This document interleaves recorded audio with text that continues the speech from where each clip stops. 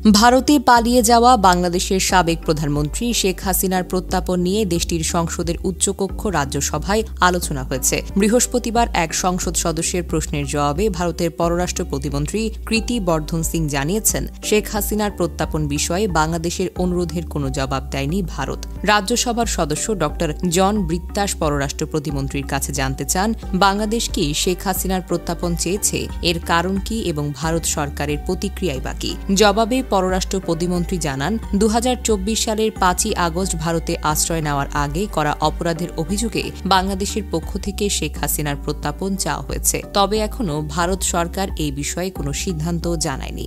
গত বছরের ডিসেম্বরে ক্ষমতাচ্যুত শেখ হাসিনাকে ফেরানোর বিষয়ে ব্যবস্থা নিতে ভারত সরকারকে আনুষ্ঠানিকভাবে অনুরোধ জানায় বাংলাদেশের পররাষ্ট্র মন্ত্রণালয়। এদিকে দিল্লিতে বসে সামাজিক যোগাযোগ মাধ্যম সহ বিভিন্ন প্ল্যাটফর্ম ব্যবহার করে বাংলাদেশে অস্থিতিশীলতা সৃষ্টির লক্ষ্যে সাবেক প্রধানমন্ত্রী শেখ হাসিনা ক্রমাগত মিথ্যা বানোয়াট মন্তব্য বিবৃতি দেওয়ার ভারতের কাছে তীব্র প্রতিবাদ জানিয়েছে বাংলাদেশ। বৃহস্পতিবার পররাষ্ট্র মন্ত্রণালয় ঢাকায় ভারতের ভারপ্রাপ্ত হাই কমিশনারকে তলব করে তার হাতে একটি প্রতিবাদপত্র তুলে দেয়। পররাষ্ট্র মন্ত্রণালয় এক বিজ্ঞপ্তিতে এই সকল তথ্য জানিয়েছে। এই প্রসঙ্গে মন্ত্রণালয় ব্রিফিংয়ে সাংবাদিকদের প্রশ্নের উত্তরে পররাষ্ট্র উপদেষ্টা মোহাম্মদ তৌহিদ হোসেন বলেন, শেখ হাসিনাকে প্রতিহত করার বিষয়ে ভারতকে আমরা লিখিতভাবে একটি অনুরোধ করেছি। তিনি যাতে এই ধরনের বক্তব্য বিবৃতি না দেন, এটা বাংলাদেশের বিপক্ষে যাচ্ছে।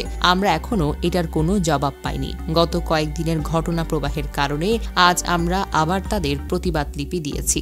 ভারপ্রাপ্ত হাই কমিশনারকে ডেকে প্রতিবাদপত্র দেওয়া হয়েছে, যাতে তাকে প্রতিহত করা হয়। পররাষ্ট্র মন্ত্রণালয় জানিয়েছে, ঢাকায় ভারতের ভারপ্রাপ্ত হাই কমিশনারের কাছে হস্তান্তর করা প্রতিবাদ নোটের মাধ্যমে মন্ত্রণালয় বাংলাদেশ সরকারের গভীর উদ্বেগ, হতাশা এবং গুরুতর আপত্তিকর কথা তুলে ধরেছে। কারণ এই ধরনের মন্তব্য বাংলাদেশের জনগণের অনুভূতিতে আঘাত করেছে। পাশাপাশি তার এই ধরনের কর্মকাণ্ড বাংলাদেশের প্রতি একটি শত্রুতামূলক কর্মকাণ্ড হিসেবে বিবেচিত এবং দুই দেশের মধ্যে একটি সুস্থ সম্পর্ক স্থাপনের প্রচেষ্টার জন্য সহায়ক নয় বলেও প্রতিবাদ লিপিতে জোর দেওয়া হয়েছে। পররাষ্ট্র মন্ত্রণালয় ভারত সরকারকে অবিলম্বে পারস্পরিক শ্রদ্ধা ও বোঝাপড়ার ভিত্তিতে যথাযথ ব্যবস্থা নিতে অনুরোধ করেছে। ভারতে থাকাকালীন অবস্থায় তাকে সামাজিক যোগাযোগ মাধ্যম এবং অন্যান্য যোগাযোগ মাধ্যম ব্যবহার করে এই ধরনের মিথ্যা বানোয়াট এবং উস্কানিমূলক বিবৃতি দেওয়া থেকে বিরত রাখতে ভারতকে অনুরোধ জানানো হয়েছে। গত ৬ মাসে অন্তর্বর্তী সরকার আগরতলায় বাংলাদেশ মিশনে হামলা, সীমান্তে বাংলাদেশি নাগরিক হত্যা সহ নানা ঘটনায় ঢাকার ভারতীয় কূটনীতিকদের অন্তত ৪ বার তলব করেছে।